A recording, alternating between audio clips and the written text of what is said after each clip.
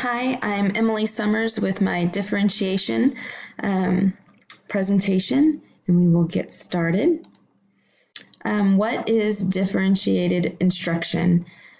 Basically, the definition's on the screen, but it's where the teacher uses a particular process, either the content, process, or product, or learning environment to meet individual needs of the students in their classroom, and that's a wide variety of the students' needs.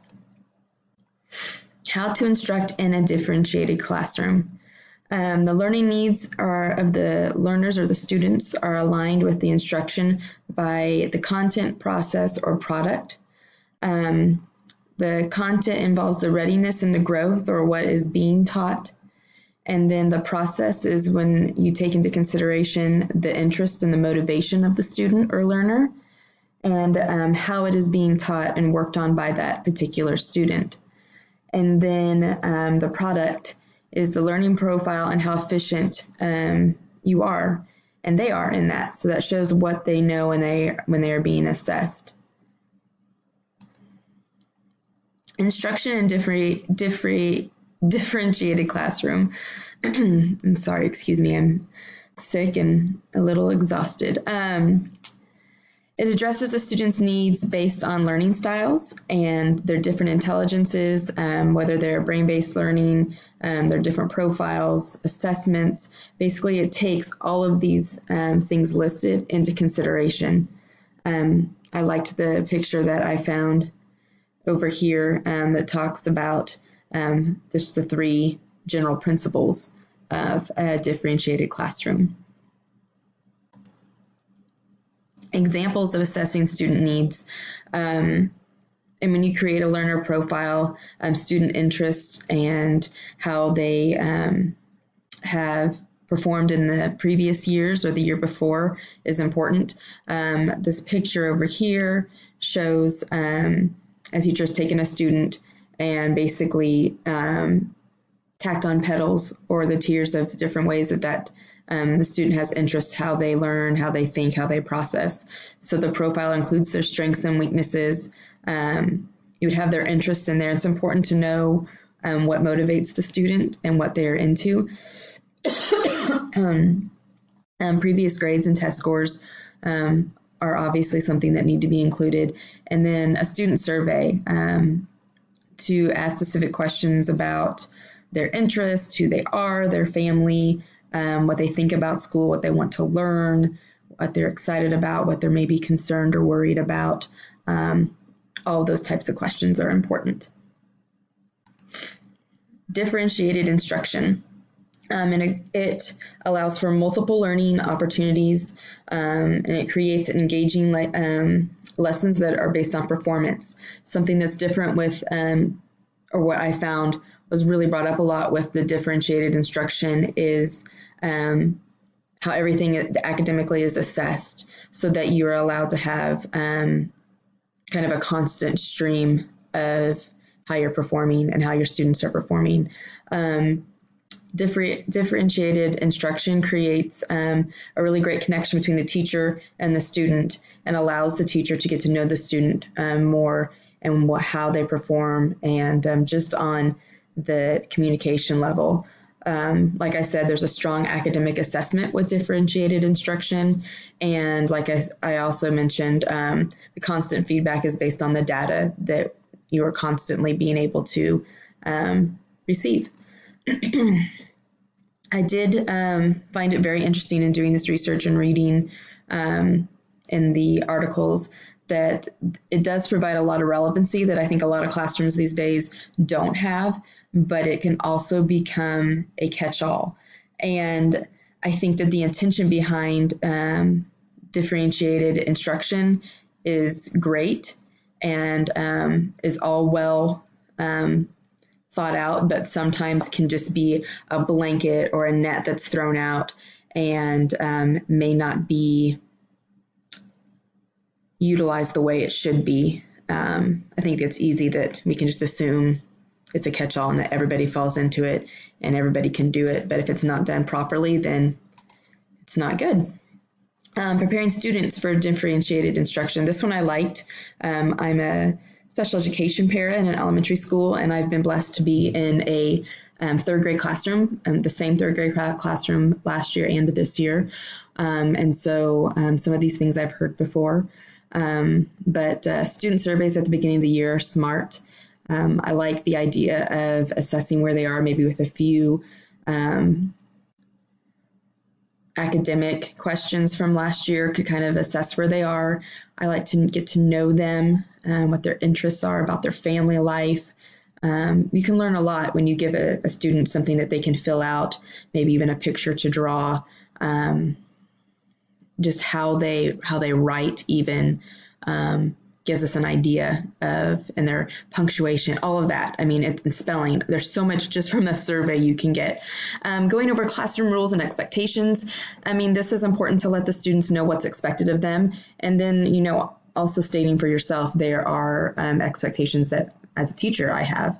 In the classrooms I'm in and work at the school, they do a social contract. So the teacher and the student work together to come up with what they feel the class should be like, what makes it a safe environment, what makes it a place where they can succeed, where the teacher can do her job or his job, where they can do their job, which is while they're at school, they're there to learn, and that's their job.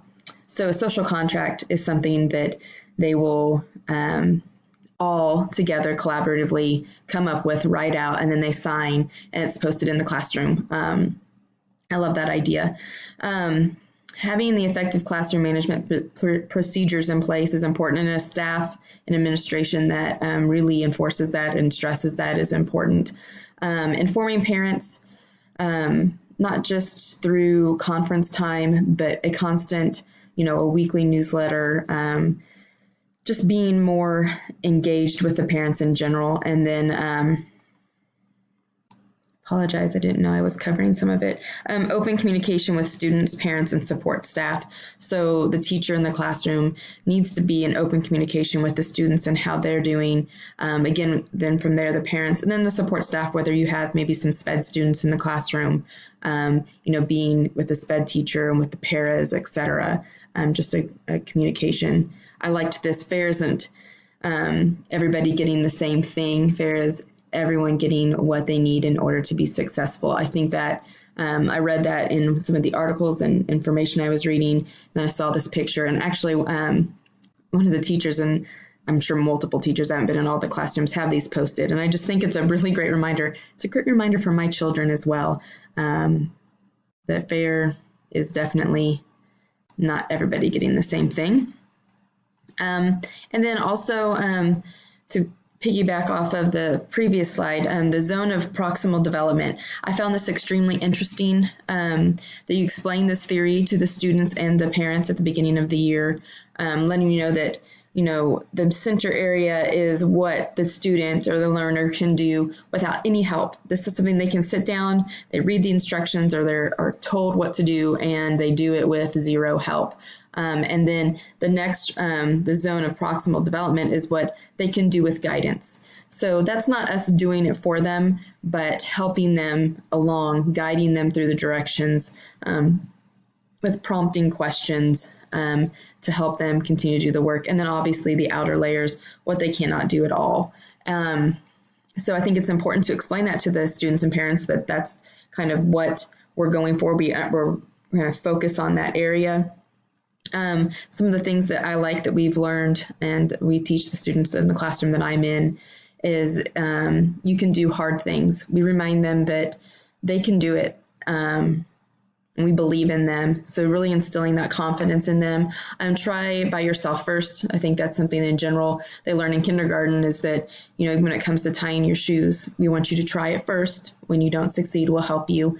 Or you get frustrated, we'll help you. And then do your personal best is one of the main themes of the elementary school I'm in. And those kids they know their job is to do their personal best. And when they do that, that's all we expect. We expect them to try their best. And it's their personal best. It's not, Bobby next to theirs or Katie, it's theirs, nobody else's. What does a differentiated classroom look like? move myself, sorry. So flexible grouping, which I found I hadn't heard this term before, but I know we use it in a lot of the classrooms I'm in, which is the homogeneous, which is where we have STAR planning, and then that STAR planning is what allows for STAR reading and STAR math to take place, and the teachers plan and group the students according to their needs and where they're at when it comes to reading and math. So the homogeneous is what happens during that group. So the students that are on the higher end, they go to a different classroom. They're with a group of readers at that same place during that time period. There's a group that stays in the classroom that's at the core level, and then lower level kids are together as well. So that would be an example of homogeneous grouping. And then heterogeneous is when they take those, which we do in the classroom for other activities, bring a mix of those students together. So the strong readers will be in a group with those who are struggling in the lower end, and then we let them work together and build off of each other. Centers, you can see in the picture here that the desks are set up in groups, which allows for group work and communication and just a general feel of community. I like how in this room, I chose this because the teacher's desk isn't in the front of the room. It's not in the middle. It's off to the side, which I read is important.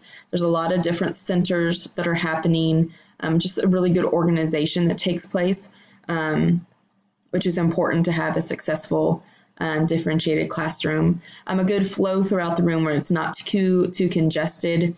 And then organizing of the bulletin boards and what you have on the walls is also important. Common classroom practices versus a differentiated approach. I'm going to be honest, some of these came, I thought, pretty easy, and some I had to really think about and try to engage myself a little bit more to come up with a better answer or an alternative. So it delivers the lesson primarily by lecturing. This doesn't accommodate every student. In reality, it excludes many, especially in the elementary age.